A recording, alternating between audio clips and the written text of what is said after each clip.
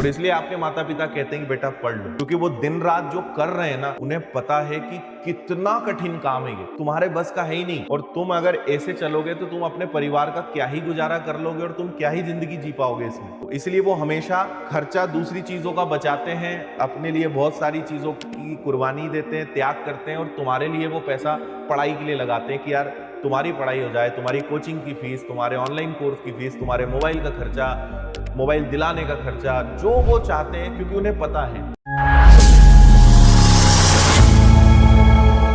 Competitive exam की तैयारी को मैं हमेशा किसान से जोड़ देता हूं। आपने देखा होगा, क्योंकि आप सब लगभग अधिकतर लोग आप या तो किसान परिवार के ही हैं, या पढ़ाई के साथ साथ आप खेती बाड़ी का काम भी करते हो।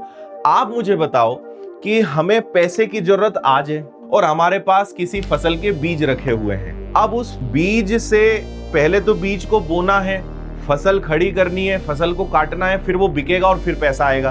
तो क्या मुझे आज जरूरत है तो आज के आज ही सब हो जाएगा? क्या नहीं हो पाएगा।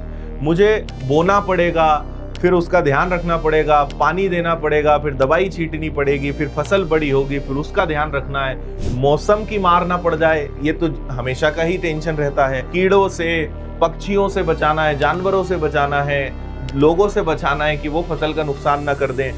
कितनी चीजें होती हैं। 3-4 महीने अपनी फसल को एक बच्चे जैसा पालना पड़ता है। जो हमारे पापा होते हैं, अगर वो किसान हैं, तो देखा होगा कि उनके लिए दिन रात कुछ होता ही नहीं है ना। रात को 3 बजे पहुंच गए खेत में, 4 बजे पहुंच गए। कितना चैलेंजिंग काम है यार। अच्छा, इस बात की भी कोई गारंटी नहीं है कि फसल अच्छी ही होगी या कोई नुकसान नहीं होगा, या मौसम। अब मौसम का आप क्या कर लोगे? मौसम का कोई क्या बिगाड़ लेगा? कुछ भी नहीं कर सकते आप। पूरी रिस्क होती है। जब तक फसल कट के घर ना आ जाए और बिक ना जाए, मतलब बिकने तक की रिस्क है।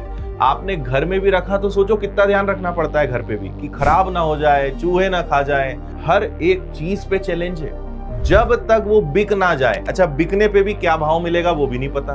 पल पल पे मैं बहुत रिस्की मानता हूं भाई। किसान खेती बाड़ी का काम वास्तव में बहुत चैलेंजिंग है, बहुत रिस्की है और बहुत टफ है यार, बहुत टफ है। पढ़ाई से तो बहुत ज्यादा टफ है वो, मतलब पढ़ाई करना उसके मुकाबले बहुत इजी है। और इसलिए आपके माता पिता कहते हैं कि बेटा पढ़ लो, क्योंकि वो दिन रात जो कर रहे हैं ना, उन्हें पता है कि कितना कठिन काम है ये, तुम्हारे बस का है ही नहीं। और तुम अगर ऐसे चलोगे तो तुम अपने परिवार का क्या ही गुजारा कर लोगे और तुम क्या ही जिंदगी जी पाओगे इसमें, उन्हें पता है। इसलिए वो आपको हमेशा बोलते हैं बेटा पढ़ लो। इसलिए वो हमेशा खर्चा दूसरी चीजों का बचाते हैं, अपने लिए बहुत सारी चीजों की कुर्बानी देते हैं, त्याग करते हैं, और तुम्हारे लिए वो पैसा पढ़ाई के लिए लगाते हैं कि यार तुम्हारी पढ़ाई हो जाए, तुम्हारी कोचिंग की फीस, तुम्हारे ऑनलाइन कोर्स की फीस, तुम्हारे मोबाइल का खर्चा, मोबाइल दिलाने का खर्चा, जो वो चाहते हैं। क्योंकि उन्हें पता है कि अगर तुम कुछ नहीं बन पाए तो तुम बाद में तुम्हें समझ में आएगा कि ये कितनी कठिन जिंदगी है और कितना कठिन काम है। हर पल पे वहां पे एक चैलेंज है ना। तो कॉम्पिटिटिव एग्जाम्स भी वैसे ही है। आपको पूरा ध्यान देना पड़ेगा, पूरा संभालना पड़ेगा। आप ये छोड़ दो कि अरे सर इसका भी ध्यान रखें, ये भी पढ़े, वो भी पढ़े। हर चीज का ध्यान रखना पड़ेगा। एक एक चीज रिस्की है ना। मैथ्स भी उतना ही इंपॉर्टेंट है, रीजनिंग भी उतना ही इंपॉर्टेंट है, जीएस भी उतना ही इंपॉर्टेंट है, साइंस भी उतना ही है। हर एक विषय इंपॉर्टेंट है। बस आपको ये पता होना चाहिए कि पहले क्या और बाद में क्या। पढ़ना सब है, मेहनत हर एक पे करनी है, प्रैक्टिस सब में करनी है, क्वेश्चन सब के लगाने हैं, हर विषय के हर चैप्टर को पढ़ना है। बस ये तय कर लो कि पहले क्या करना है, बाद में क्या करना है। पहले ये, बाद में ये। हमारे लिए पहली प्रायोरिटी है, सेकंड पे ये।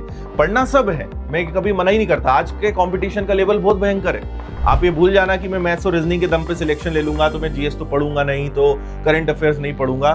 कुछ भी नहीं है, सब बेकार की बात है। आपको हर एक चीज पढ़नी पड़ेगी, ये बिल्कुल तय मानना है ना।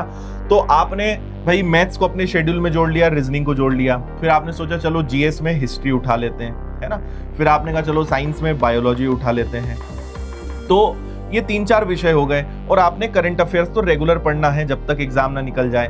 तो 4-5 विषय उठाए और अब इन पे मेहनत करो। फिर आपका इतिहास खत्म हो जाए तो आप ज्योग्राफी जोड़ लेना, है ना। एक एग्जांपल दे रहा हूं, सीक्वेंस आप तय करो। ऐसे नहीं कि मैंने इतिहास लिख दिया तो अच्छा अब इतिहास पढ़ेंगे, जो पढ़ना है वो पढ़ो। तो ऐसे एक बार में 4 या 5 विषय ही पढ़ने हैं, लेकिन 1 by 1। और पहले वो उठाओ जो स्कोरिंग है, पहले वो उठाओ जो सिलेक्शन आपका तय करेंगे, और उन पे अपने आप को झोंक दो।